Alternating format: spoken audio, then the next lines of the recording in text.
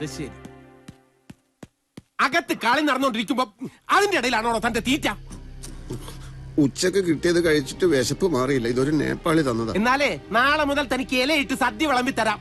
വന്ന് പെട്ടെന്ന് വേഷം മാറും. വേഷം മാറാനോ? എന്തിന്? തന്റെ ചോദ്യത്തിനൊന്നും ഉത്തരം പറയാൻ നേരമില്ല. മതി കഴിച്ചത്. അല്ല, വിശക്കുമ്പോ എന്തെങ്കിലും കഴിക്കണ്ടേ? ഇങ്ങോട്ട് വരാനാ പറഞ്ഞത്. ഒരു ഐറ്റം ചെയ്യണം. രാജേഷ് തിവാരി പനി പിടിച്ച് കിടപ്പില്ല.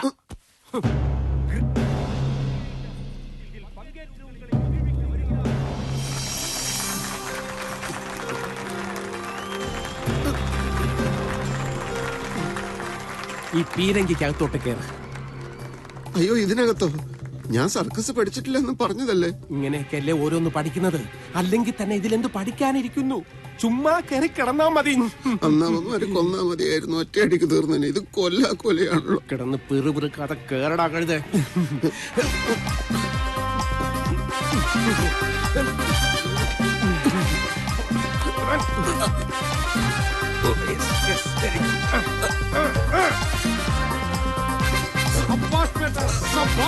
बहुत अच्छा भाई और बहनों, the great Indian पीरंगी jump.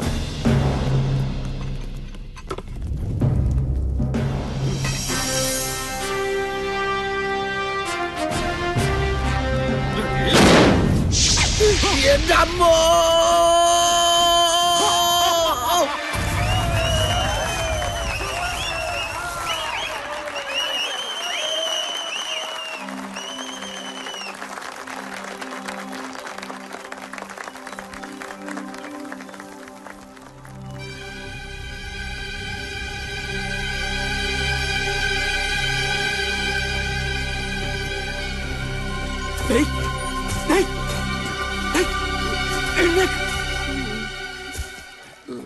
എഴുന്നേറ്റ് താഴെ വരാൻ.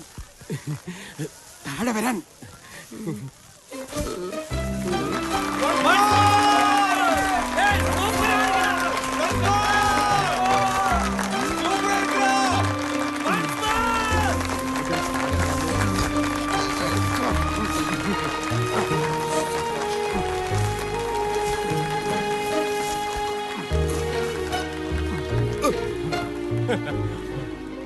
കുത്തബ് മീനാർ വടകരയിലാണോ? അതെ അതെ അതെ, പണ്ട് മുതലേ അവിടെ തന്നെ. മോമ്പാ വില ഇതാ. ഇവന്റെ ഫോളിംഗ് അസലായിരുന്നു. Thank you sir. ഓഡിയൻസിന്റെ കണ്ണ് തള്ളിപ്പോയി. തിവാരിയുടെ പനി മാറിയാലും ഇനി ഈ ഐറ്റം ഇവൻ തന്നെ ചെയ്താൽ മതി. Okay sir. അടുത്ത തവണ വീഴുമ്പോ തല കുത്തി വീണ ഒന്നും കൂടെ നന്നായിരിക്കും. അത് ഈസി ആയിട്ട് ചെയ്യിക്കാം. ഇവനാണൊരു അഭ്യാസി അല്ലേ? പോലീസിന്റെ അനാസ്ഥ അവസാനിപ്പിക്കുക.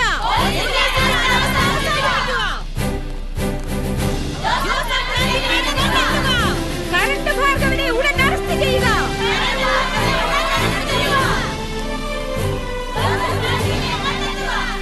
അണ്ണാ, ഭാർഗവണ്ണ, അണ്ണോ, ഇയാളിത് എവിടെ പോയി കിടക്കുക? ഭാർഗവണ്ണ, പതുക്കെ വിളിക്കടോ. വല്ലവനും കണ്ടുപിടിച്ചാ പിന്നെ ഇവിടെ നിന്ന് ഓടേണ്ടി വരും. എന്തായി? അപ്പോ മോട്ടോറേഷൻ കിട്ടിയോ? കിട്ടിയില്ലെണ്ണ. കപ്പ ആയില്ല മുളക് കിട്ടതും. ഈ നേരത്തെ അതൊക്കെ എവിടെ കിട്ടാനാണ്? എല്ലായിടത്തും തിരക്കിയോ? അതെങ്ങനാ?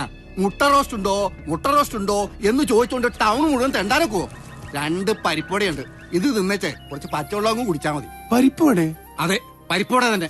മോശപ്പെട്ട ഒരവസ്ഥ വരുമ്പോ മനുഷ്യൻ അതിനനുസരിച്ച് ജീവിക്കാൻ പഠിക്കണം. ജബ്ബാറേ. അതെ, ജബ്ബാറ് തന്നെ. വേണമെങ്കിൽ കഴിച്ചാ മതി. ഒരയില മുളകിട്ടത്. കുറെ കാലമായില്ല അയില തിന്നാൻ തുടങ്ങിയിട്ട്. ഇതുവരെ മടത്തില്ലേ?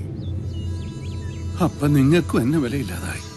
അണ്ണാ, ടൗണിലെ മുഴുവൻ അണ്ണനെതിരെ ജാഥയും പൊതുയോഗവും നടക്കുക. കറണ്ട് ഭാർഗവനെ അറസ്റ്റ് ചെയ്യണമെന്നും പറഞ്ഞ് ആളുകൾ അലറി വിളിക്കുക. പാത്തും പതുങ്ങിയ ഞങ്ങൾ ഈ പരിപ്പിട തന്നെ ഒപ്പിച്ചത്. അണ്ണന്റെ ആൾക്കാരാണ് ഞങ്ങളെന്ന് വല്ലവരും തിരിച്ചറിഞ്ഞാൽ. കണ്ണപ്പം പറഞ്ഞപ്പോ എനിക്ക് കാര്യം മനസ്സിലായി. പക്ഷേ ജബ്ബാറ്. അണ്ണാ, അണ്ണനോട് എനിക്ക് ഇഷ്ടക്കുറവുണ്ടായിട്ടൊന്നുമല്ല ഞാൻ പറഞ്ഞത്. നമ്മുടെ ഇപ്പോഴത്തെ അവസ്ഥ അണ്ണനൊന്ന് ആലോചിച്ചു നോക്കിയേ. മര്യാദയ്ക്കൊന്ന് കിടന്നുറങ്ങിയിട്ട് നാളെത്രായി. ഇവിടുത്തെ കൊതു കടിച്ചിട്ടാണ് മേലാകെ ചൊറിച്ചില്ല. ഇനി അങ്ങോട്ട് എന്താവും ഒരെത്തും പിടിയില്ല. ടൗണിൽ പോയപ്പോ ഞങ്ങൾ ആലോചിച്ചതാ ബാർബർ ഷോപ്പിൽ കയറി മൂടി പറ്റി അങ്ങ് വെട്ടിച്ചാലോന്ന്, ആളറിയാതിരിക്കാൻ. ഒരു ഉപദേശം ചോദിക്കാമെന്ന് വെച്ചാ ഡോക്ടറെയും കാണാനില്ല. മണ്ടത്തരം പറയാതെണ്ണ. ഇത്രയും കാലമായിട്ടും അയാൾ എന്ത് പിന്നാക്ക ചെയ്തത്? പിന്നെന്താണോ വഴി? പന്നികളെ.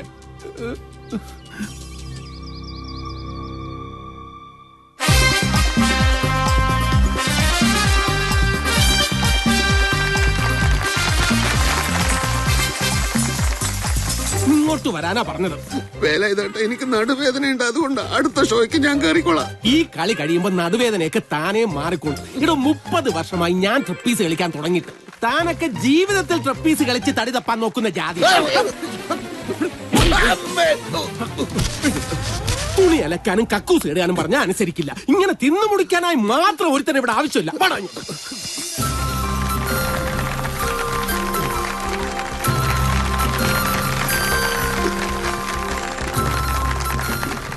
ഓഡിയൻസിനെ നോക്കി കൈവീശി കാണിക്കണ കഴുതേ. മതി മതി, കേറങ്ങോട്ടോ. மீண்டும் மீண்டும் பார்க்க தூண்டும் உங்கள் நெஞ்சை விட்டு மாறாத இந்த பீரங்கி ஐட்டம் ஜம்போ ரஷ்யன் சர்க்கஸில்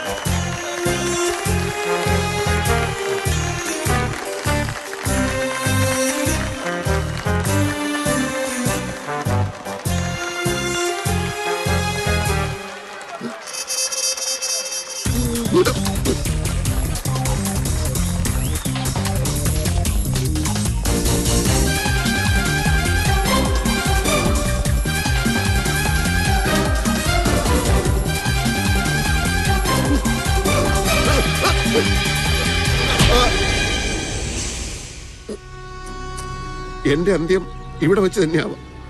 ചുറ്റും ചില കെട്ടിടങ്ങൾ ഉണ്ടെന്നല്ലാതെ ആളനക്കം കാണാനില്ല. നിലവിളിച്ചാൽ പെട്ടെന്നാരും വരുമെന്ന് തോന്നുന്നില്ല. കത്തിയോ തോക്കോ എന്താന്ന് വെച്ചാൽ എടുത്തോളൂ, ഞാൻ റെഡിയാണ് മരിക്കാൻ.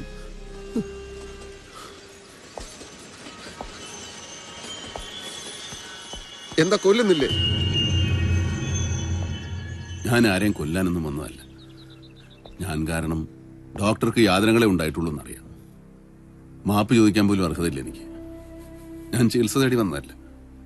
ഇനി ഒരിക്കലും അതിന് ഞാൻ ഡോക്ടർ പുറകെ വരില്ല.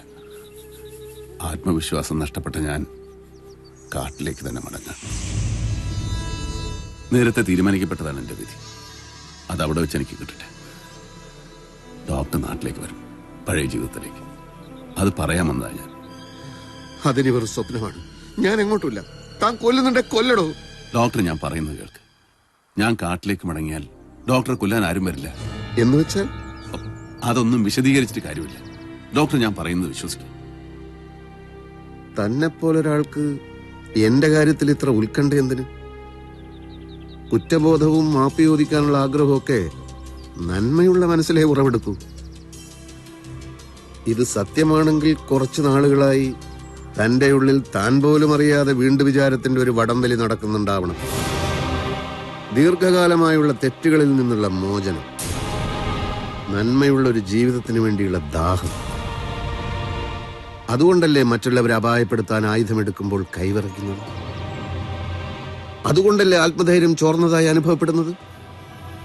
അത് തിരിച്ചറിയാൻ ഭാർഗവന് കഴിഞ്ഞില്ല. ഉള്ളിന്റെ ഉള്ളിൽ നടന്ന ആ സംഘർഷമാണ് ഭാർഗവന്റെ രോഗം. നന്മയുള്ളൊരു ജീവിതമേ ഇനി വേണ്ടൂ എന്ന് ഭാർഗവൻ തീരുമാനിച്ചാൽ മതി. അപ്പോ ശക്തനായ ആത്മവിശ്വാസമുള്ള ഭാർഗവൻ പുനർജനിക്കും.